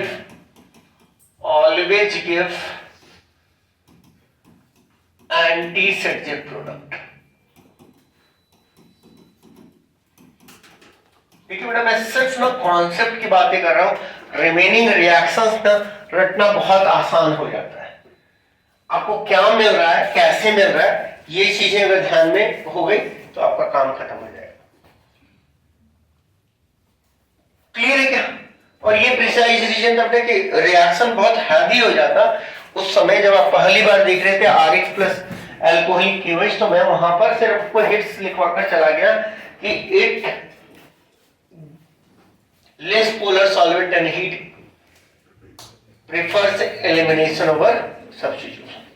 अब यहां पर एल्कीन्स बनाने के एक मेथड को हम लोग को और नया सीखना है, बाकी हम लोगों ने कल सीख लिया हाइड्रोजनेशन, राइट। सिन हाइड्रोजनेशन के लिए कौन सा कैटलिस्ट यूज कर रहे थे, लिंडलार कैटलिस्ट H2PDBSO4 था, है कि नहीं, H2PDBSO4 था। क्लियर है क्या? अब देखो रिएक्शन के कॉन्सेप्ट का क्या वैल्यू होता है, मैं ऐसे out of the way just time pass के लिए एक रिएक्शन लिख रहा हूं, उसको लिखना नहीं रहा, लिख लेना। मैंने बोला ना ऐसे मजे लेने के लिए कि अरे यार किसी को ये देख के देखते हैं। कल कोई बच्चा पूछ रहा था कि ए से डेरिवेटिव वेल बिहेव्ड होता है, इससे क्या मतलब होता है? तो इसका सिंपल मतलब यही होता है ना, वो काम कर रहा है जो उसको करना चाहिए। अब आपने सिर्फ इतनी ही लाइन पढ़ी है और आपको किसी ने ये दे दिया और आप ऑर्गेनिक केमिस्ट्री में नए हो, H2PDBSO4, ये एक नेम रिएक्शन है। ये नेम रिएक्शन है, इसका नाम होता है रोजेनमंड। अब आपने अभी तो पढ़ा नहीं है, कम से कम काफी 11th के बच्चे हैं जिन्होंने पहली बार ऑर्गेनिक केमिस्ट्री सीख रहे हैं, वो क्लास 10th भी प्रॉपर नहीं आपके, वो भी अगर क्लास वर्क पढ़ सकते हैं तो ये क्वेश्चन कर देंगे। H2PDBSO4 को हमने क्या देते हुए देखा, H, और हमने बोला मोस्ट ऑफ द टाइम ये H- बना होगा। It has capability of making, metal है H2 है तो H- बना होगा, है ना, समहाउ। अब RCOCl में जेड का काम कौन कर रहा है, Cl, तो Cl को हटा देंगे। अगर हमें किसी ने बोला है तो हटा देंगे। अरे भाई ये तो मैं पहली बार रिएक्शन देख रहा था और क्या हो गया, ये तो सही हो गया। Rosenmund is a method for making aldehyde. अभी क्वेश्चन आते हैं बेटा, कभी कभी डायरेक्ट आते हैं नीट के अंदर कि इसमें से रोजेनमंड कौन है, या ये दे दिया H2PDBSO4 दे दिया, लोग बोलते हैं मैं भूल गया। कैसे, क्यों, कब? मतलब इसको भूलना थोड़ा मुश्किल है क्योंकि मैंने तो याद ही नहीं किया।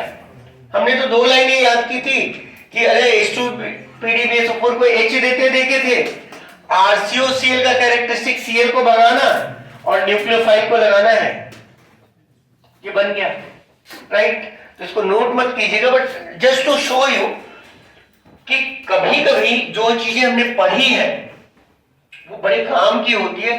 क्योंकि मैं बहुत बार बोलता हूं अगर आपको ऑर्गेनिक नहीं समझ में आ रहा है ना, आप कुछ नहीं करो, हिट्स और टूल्स पढ़ो। अब बच्चा बोलते हैं हिट्स और टूल्स में तो है ही नहीं कुछ, मैं बोला वही पढ़ो। अगर उसी को पढ़ते हो 10 बार 12 बार और तुम्हारा दिमाग फोर्स करने लगता है, you will be able to apply, you will be able to apply. Simple कहानी है, इसमें कुछ एडिशन और सब्सट्रैक्शन नहीं है, you will be able to apply.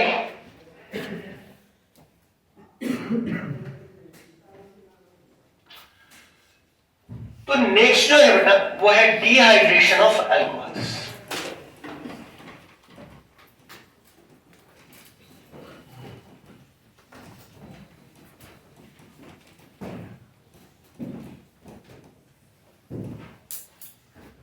तो इसको बोलेंगे डिहाइड्रेशन ऑफ अल्कोहल्स। तो डिहाइड्रेशन ऑफ अल्कोहल्स हम लोग एग्जांपल लेते हैं CH3 CH2OH एथेनॉल।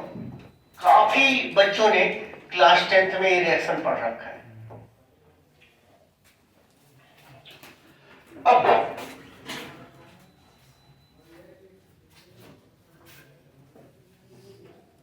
जब आप H2SO4 लेते हो कॉन्क, तो अलग अलग कहानियां हैं इसमें। At 100 degree C CH3 CH2OH। अब बेटा बहुत बार लोग ऐसे होते हैं जो नहीं समझ पाते हैं कि रिएक्शन है क्या। Reaction is way of life, है ना। आपके पास पैसे हैं खाने के लिए, राइट, तो इसका मतलब क्या है कि ताज में जाके खाना खाओगे। अभी मनीष अपनी वाइफ के साथ वाराणसी गया, तो मैं बोला सर होटल सजेस्ट कीजिए। मैंने बोला बजट बताओ, तो ताज सिर्फ 52,000 में मिल रहा था एक रात में। पैसे तो है और मनीष के पास इनफ पैसे होंगे शायद, लेकिन 52,000 देने के लिए बहुत कुछ बैरियर को क्रॉस करना पड़ेगा। और हम लोगों के लिए सबसे बड़ा बैरियर क्या होगा, मेंटल बैरियर, है ना। और अगर घर का गांव का लोग जान गया तो बोले 4 महीना हमारे यहां के रह जाते, है ना। दूध दही सब खिला देंगे। तो कौन के यहाँ पर कहानी ध्यान से सुना बेटा कि बहुत बार लोग समझते हैं कि रिएक्शन ऐसे ही हो रहा है, नहीं, रिएक्शन तो लाइफ है ना। At 100 degree C bank balance अगर 2 करोड़ है तो आपका बिहेवियर अलग, 5 करोड़ है तो अलग, और 5 लाख है तो अलग होगा, है ना। उसमें भी अलग अलग है। अगर वो 2 करोड़ आपके पापा का है तो अलग, आपने कमाया है तो अलग, और किसी जगह से लॉटरी मिल गई है तो अलग, है कि नहीं। It different for different thing at 140 degree C. So why something is happening and something is not happening, there is reason behind that. We can only explain why something has formed. देखो सबसे बड़ा क्या है ना बेटा, organic पढ़ाते समय हम लोग बहुत कंसिस्टेंट रहने की कोशिश करते हैं लेकिन रह नहीं सकते। होता क्या है, अगर हमको कार्बोकेटाइन की स्टेबिलिटी देखनी है विदाउट एनी सॉल्वेंट, जवाब कुछ और होगा। अगर रिएक्शन में बताना है तो रिएक्शन कभी भी विदाउट सॉल्वेंट होता ही नहीं है। तो तुम मेजर बार्गेनिंग ये करते हो कि अच्छा ये ऐसा बैच है तो ये हैंडल कर लेगा। तो this year and next year 2 अलग अलग चीजें बताएंगे। कितना मेंटली हैंडल कर पाएगा वो बैच, उसको ज्यादा अगर जोर दे दोगे, पिछले साल मैंने हॉफमैन एलिमिनेशन पढ़ाया ही नहीं होगा। I am teaching Hofmann elimination after Vaishnavi के बैच को पढ़ाया था, 2 बैच कट से कट मारा होगा। नितिन के बैच को पढ़ाया होगा, नीतीश के बैच को छोड़ा होगा 18 को, और 14, 15, 16, 17 ये 4 ईयर है जहां पर मैंने लगातार, शायद मेरी सबसे कंसिस्टेंट कॉपी आपको 14, 15, 16, 17 में मिल सकती है। तो आपको 14, 15, 16, 17 में मोस्ट कंसिस्टेंट रिजल्ट भी मिल सकता है। तो बहुत बार क्या होता है बेटा कि कौन कितना एब्जॉर्ब कर पाएगा।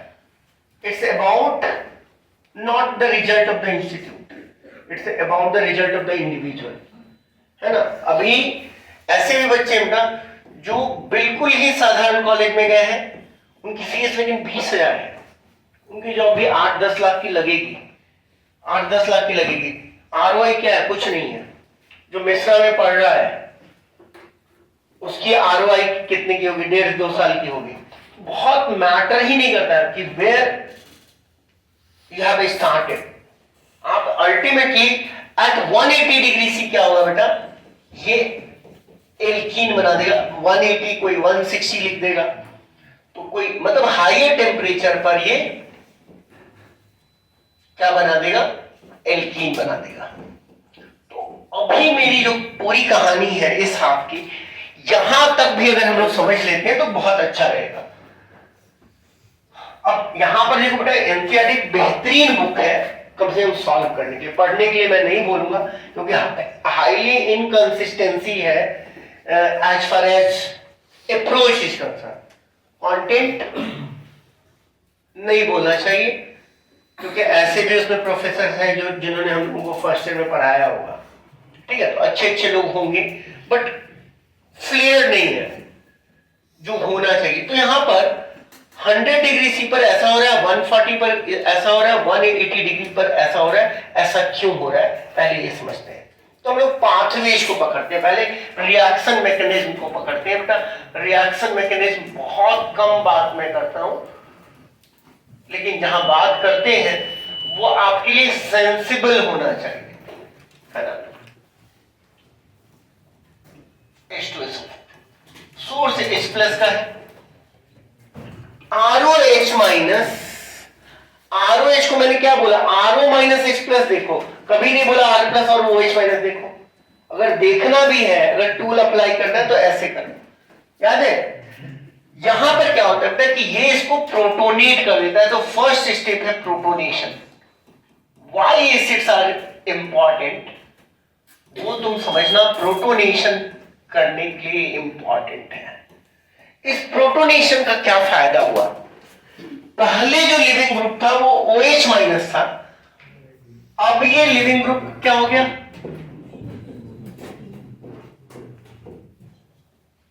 अब ये लिविंग, सॉरी माइनस H2O, क्या लिख दिया, माइनस H2O।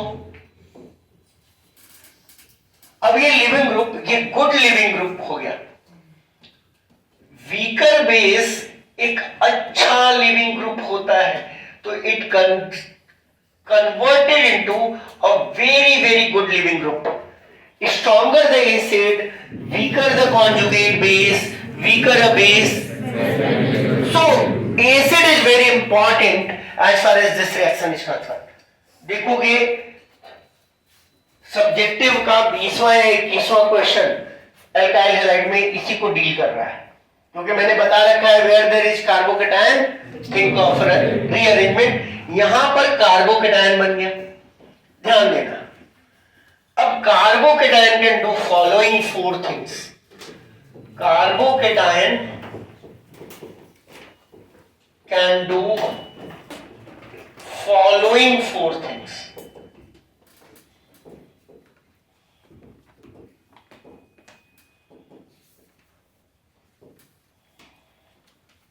ठीक है, carbocation can do following 4 things. ठीक है, अब क्या क्या कर सकता है? पहला, एक्ट एज एन इलेक्ट्रोफाइल। कहां देखा इलेक्ट्रोफाइल की तरह काम करते हुए? फ्रीडल क्राफ्ट एल्काइलेशन में ये इलेक्ट्रोफाइल की तरह काम कर रहा था। तो अगर हम चाहें तो लिख लें FC alkylation.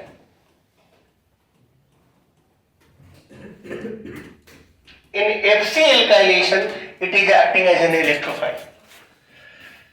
Second, it can act as a substrate for nucleophile.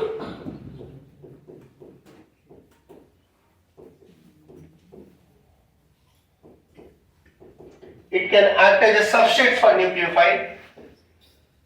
Third, it can act as an acid.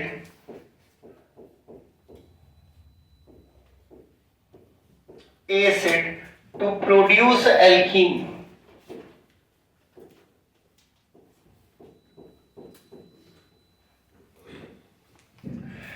Right. It can act as an acid to produce alkene. And fourth, it can rearrange.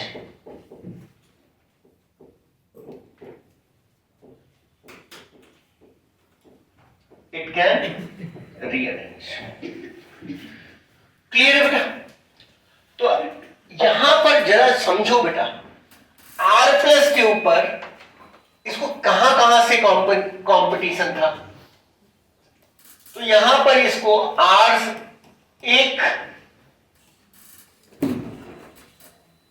एक nucleophile मिल रहा था, SO3H- है ना।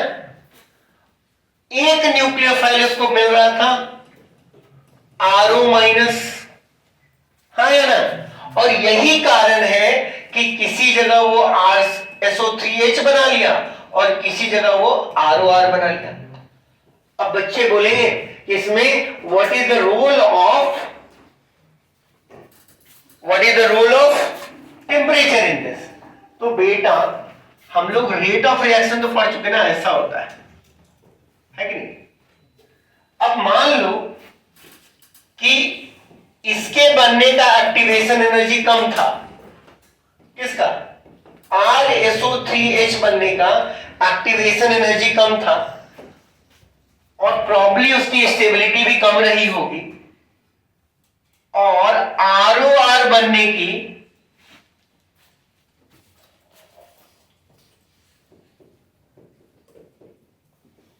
Activation energy ज्यादा रहा होगा। और उसी तरीके से चूंकि बॉन्ड टूट रहा है, तो बॉन्ड बन तो नहीं रहा है, बॉन्ड टूट रहा है। जब H+ से लूज करेगा, मैं अभी वापस आता हूं रिएक्शन में, तो इसका एक्टिवेशन एनर्जी और हाई रहा होगा और क्या बन रहा होगा यहां पर? एल्कीन्स बन रहा होगा। तो बेटा इन्फ्लुएंस टेम्परेचर का क्या रोल है? बड़ा सिंपल है। टेम्परेचर का ये रोल है जो कि मनी का हमारे लाइफ में। एक दिन एक आदमी खाने के लिए ढाबे पे जाता है, एक दिन 5 स्टार में चला जाता है और एक दिन 3 स्टार में चला जाता है। हम कभी ऐसा नहीं पूछते कि वही आदमी उसके पास भी पैसा है लेकिन वो अलग अलग दिन क्यों खाता है, क्योंकि उसके पॉकेट का मनी, उसका बजट अलग दिन में उसको अलग चीजें अलाउ कर रहा है। इसी तरीके से टेम्परेचर का क्या रोल है बेटा, हमेशा मैं बोलता हूं बेटा कि रिएक्शन क्या है, रिएक्शन कॉफी डेट है, reaction is like coffee date.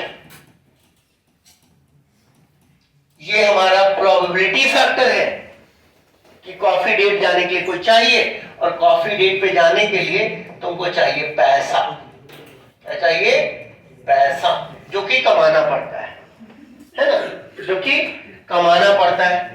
तो अगर आपके पास एनर्जी के साथ साथ प्रोबेबिलिटी होता है, जब वो कोलाइड करता है तभी हमारा रिएक्शन होगा। तो इस चीज को समझिए बेटा कि life is not very different than these reactions, right. तो यहां पर आगे बढ़े, तो यहां पर वापस आते हैं बेटा कि हुआ क्या, जब CH3 CH2OH को जब आपने H+ दिया तो वो बना दिया CH3 CH2H2O+ minus H2O. Now a good living group is living and it is forming a carbocation. It is forming a carbocation. It is forming a carbocation. It is forming a carbocation and carbocation में जब यहां से H+ loose हो गया तो ethene बन गया, और जब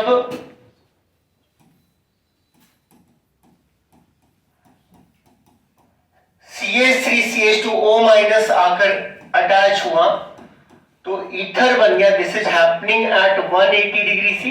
आप 160 to 180 भी लिख सकते हो। और अगर कुछ नहीं दिया हुआ बेटा, अगर सिर्फ अल्कोहल और क्या दे दिया है, कॉन्केस्टोसो4, हमेशा एल्कीन बनाएंगे।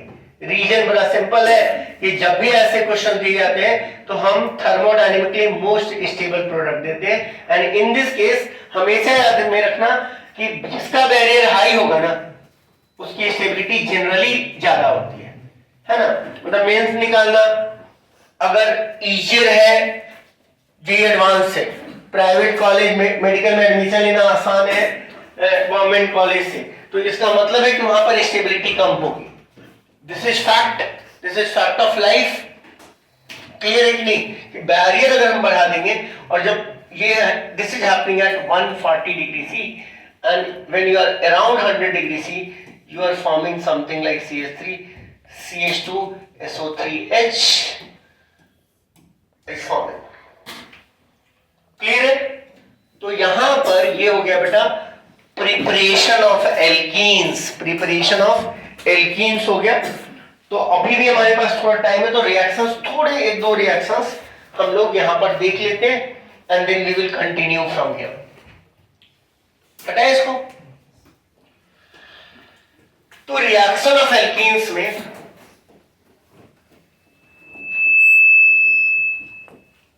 रिएक्शन ऑफ एल्कीन्स के अंदर बेटा अब हम ऐसे जोन में आ गए ना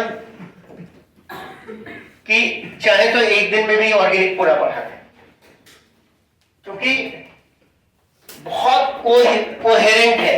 लेकिन मैं ऐसा करूंगा नहीं, मैंने 6 दिन बोला था, तुमने 5 दिन तो पढ़ाएंगे, नहीं तो ऐसे लगेगा कि भ्रष्टाचार हो गया। 6 दिन बोलकर 3 दिन में पढ़ा दिया, है ना। लेकिन this is the nature of organic chemistry.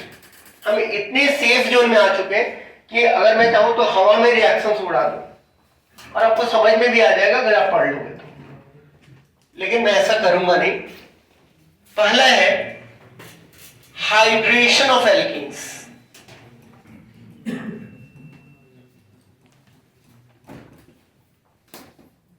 इसके अंदर 3 चीजें, एसिडिक हाइड्रेशन, और बेटा मेरी बात मत सुनिए, लेकिन क्लास करके ना पढ़ने के बाद नीट के क्वेश्चंस, मेंस के क्वेश्चंस जरूर देखिए। आपसे थोड़े बनेंगे, नहीं बनेंगे ऐसा होगा नहीं। Oxymercuration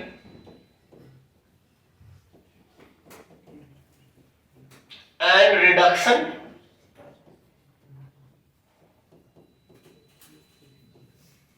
and boration and oxidation.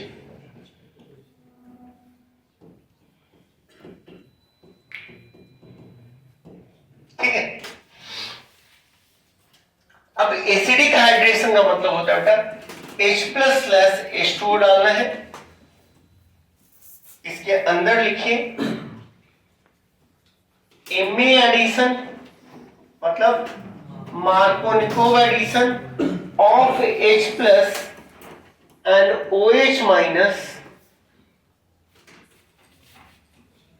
rearrangement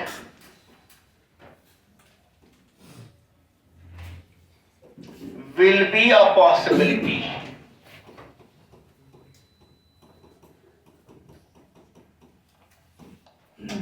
मतलब मार्कोनिकोव एडिशन होगा बेटा H+ and OH- का, और रीअरेंजमेंट होगा। क्लियर है? ये एसिडिक हाइड्रेशन के अंदर लिखा। ऑक्सीमर्कुरेशन, पहले रिएजेंट्स यूज क्या होता है बेटा, HgOAc2, मर्क्यूरिक एसिटेट इन सॉल्वेंट, तो जो भी सॉल्वेंट मिला है, फॉलोड बाय NaBH4। लिखेंगे इसके नीचे, Markovnikov addition of H+ and OH-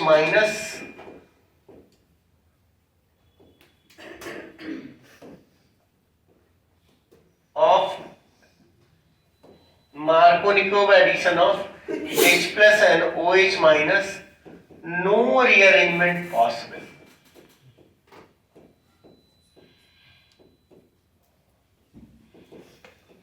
तो मैं एक टिपिंग पॉइंट पर ये लेक्चर एंड करूंगा, ताकि यहां से हम लोग स्टार्ट कर सकें और चीजों को स्मूथली ये कर सकें। तो क्लास 11th के जो भी इंपॉर्टेंट रिएक्शंस होंगे, not only that, class 12th के भी रिएक्शंस हम लोग यहां पर कवर कर रहे हैं। बोरेशन एंड ऑक्सीडेशन यही लिख देते हैं बेटा। रिएजेंट क्या है, B2S6 फॉलोड बाय H2O2। लिखेंगे anti Markovnikov addition of H+ and OH-, no rearrangement।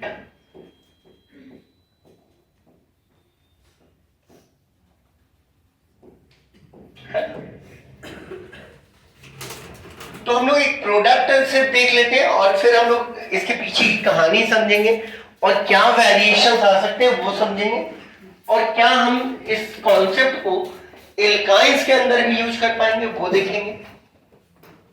तो इतना आप लोगों ने नोट कर लिया। मैंने क्या बोला बेटा, एसिडिक हाइड्रेशन में H+ और OH- का एडिशन होगा, ये रिएजेंट है, ध्यान में रखना। HgOAc2 H2O की जगह अगर ROH दे दिया कोई बात नहीं है, विजुअलाइज कर लो टूल से, RO- and H+, है ना? क्लियर है क्या? अब देखो सिंपल सा क्वेश्चन देते हैं। एंड तुमको बोला CH3 CH double bond CH2 और हमने दे दिया H+/H2O, हमने दूसरा दिया NaBH4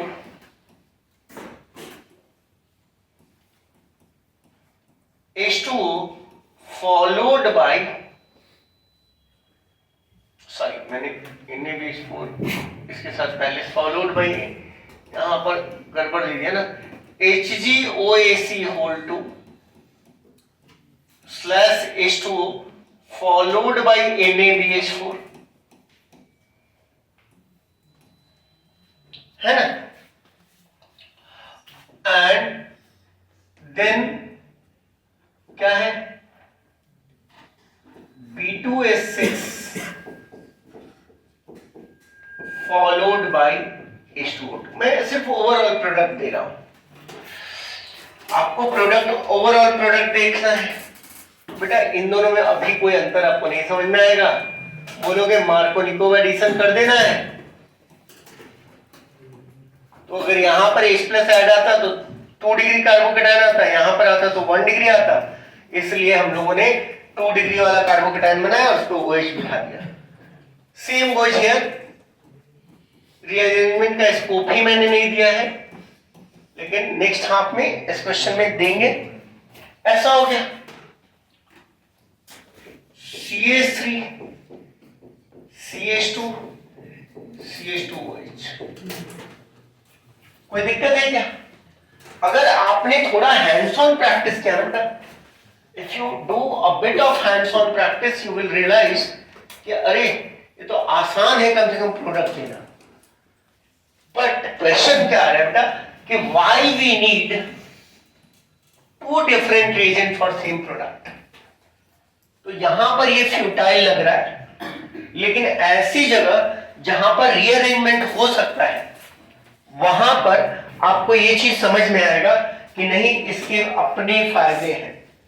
there are own benefits of this reagent over this reagent और this reagent over this reagent. तो हम लोग यहीं से क्लास स्टार्ट करेंगे। आप लोग इतना रिवाइज कर लेना। अब का जोन बहुत सिंपल है बेटा, जो सबसे इंपॉर्टेंट चीज मैंने बात की ना, कल जो आपका रीडिंग एक्सरसाइज था स्टीरियोकेमिस्ट्री का, आज वो हमारा सबसे इंपॉर्टेंट पॉइंट है।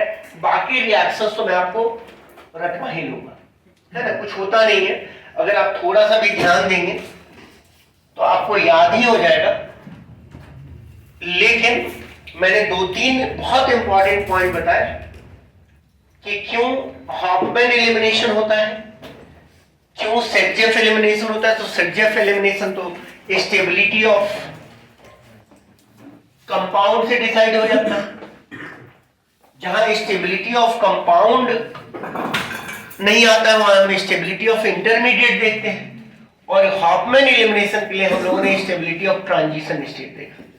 तो all these questions will be very important for you when you are solving the question. मतलब कॉन्सेप्ट्स इंपॉर्टेंट होंगे बेटा, आपको बर्डन नहीं होगा। इसीलिए मैंने आउट ऑफ द ब्लू मैंने क्या करवाया, एल्काइंस के रिएक्शन में हम लोगों ने सिन हाइड्रोजनेशन और एंटी हाइड्रोजनेशन किया था, उसको यूज करके आपको एक रिएक्शन दिया रोजेनमैन कि क्यों जीओसी का अपना वैल्यू है। अगर कोई भी बच्चा मुझे बोलता है कि मुझे ऑर्गेनिक केमिस्ट्री नहीं आ सकता है, मैं सिर्फ बोलता हूं जाके परसिस्टेंस पर के साइट पर वो वीडियो देख लो, है ना। अब उस वीडियो की क्वालिटी उतनी अच्छी नहीं है, लेकिन अगर अच्छी होने लगेगी तो आपको उतना अच्छा मार्क्स नहीं आएगा जितना बाकी बच्चों को आ जाएगा। वो लोग ज्यादा देख लेंगे और आप लोग तो देखेंगे नहीं, है ना। तो इतनी भी खराब क्वालिटी नहीं है कि आप समझ नहीं पाइए, और इतनी भी अच्छी नहीं है कि कोई रैंडम आदमी उस लेक्चर को आकर देखना चालू कर दे, है ना। तो क्वालिटी बस उतनी ही बनाई गई है जिससे कि आपको फायदा हो और हमको ना हो।